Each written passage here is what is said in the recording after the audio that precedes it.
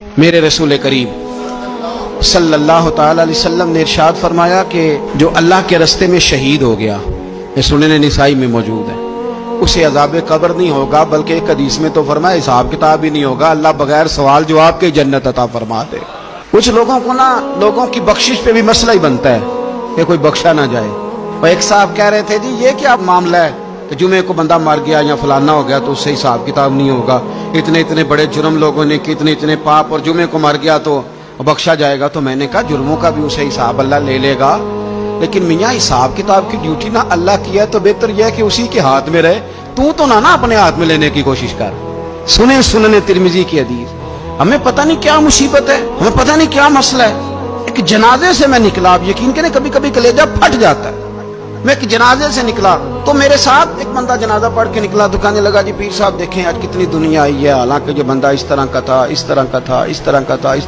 میں نے اسے کہا یار تجھے تو فکر ہی لگ گئی ہے کہیں جنت میں چلا ہی نہ جائے، تو اس طرح کرنا جنت کے دروازے کے سامنے کھڑے ہو جانا ڈنڈا لے کے کہ میں نے نہیں جانے دینا۔ شرم آنی چاہیے ہمیں۔ اللہ فرماتے ہیں جنت اتنی چوڑی ہے جتنے زمین و آسمان ہے، اس کی چوڑائی زمین اور آسمان کے برابر ہے، تو ہم تو اپنے علاوہ کسی کو جانے نہیں دینا چاہتے جنت میں۔ اور بس کریں، جنت خدا کا فضل ہے، اور اللہ فرماتے ہیں میرا فضل میں جسے چاہتا ہوں عطا کرتا ہوں۔ یہ سنن ترمذی کی حدیث،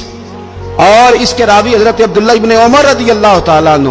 نبی پاک علیہ السلام نے فرمایا جو مسلمان جمعے کے دن یا جمعے کی رات کو فوت ہو اس کو اللہ تعالیٰ قبر کی آزمائش سے محفوظ رکھتا ہے۔ جو جمعے کی رات فوت ہو جائے یا جمعے والے، یعنی جمعے رات اور جمعے کی درمیانی رات چلا جائے یا جمعے والے،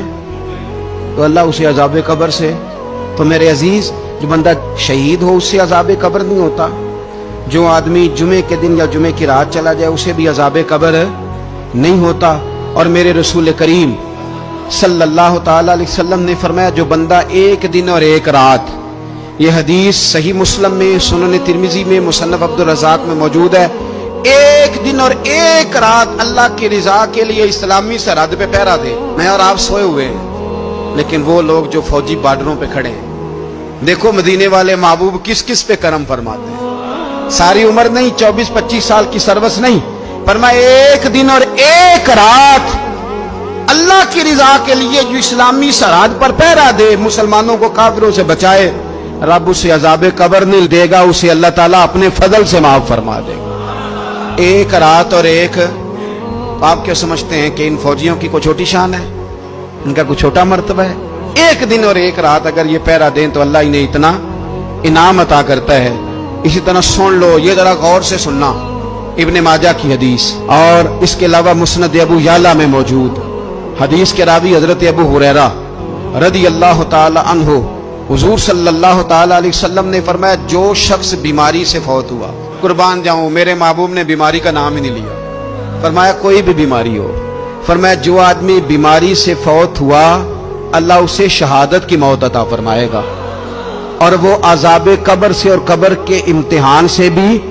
محفوظ رہے گا، اور حضور فرماتے ہیں اس کو صبح اور شام جنت کے باغوں میں سے رزق دیا جائے گا۔ جو کسی بھی بیماری سے مرا،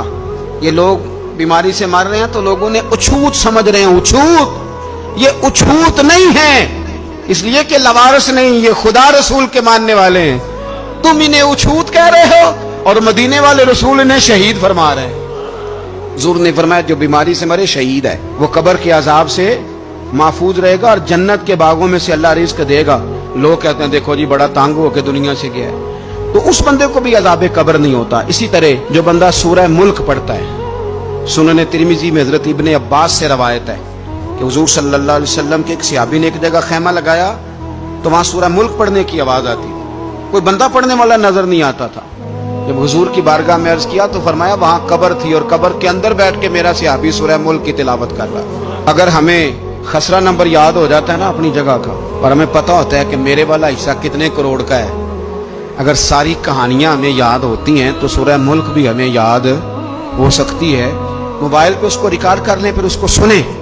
کبھی بھی سورہ ملک میں۔ اور ہمارے سلسلہ عالیہ میں تو سورہ ملک وظیفہ ہے، ہمارے الوظیفۃ الکریمہ میں اعلیٰ حضرت نے لکھا ہے کہ رات کو سورہ ملک اور سورہ یاسین کے بغیر سونا نہیں۔ سورہ ملک اتنی شاندار سورت ہے کہ نبی پاک صلی اللہ علیہ وسلم نے فرمایا یہ قیامت کے دن اللہ کی بارگاہ میں ناز سے جھگڑا کرے گی اور کہے گی اے اللہ یا تو میرے پڑھنے والے کو جنت عطا فرما یا مجھے قرآن پاک سے علیحدہ کر دے۔ تو رب کریم پھر اپنے فضل سے پڑھنے والے کو جنت عطا کرے گا۔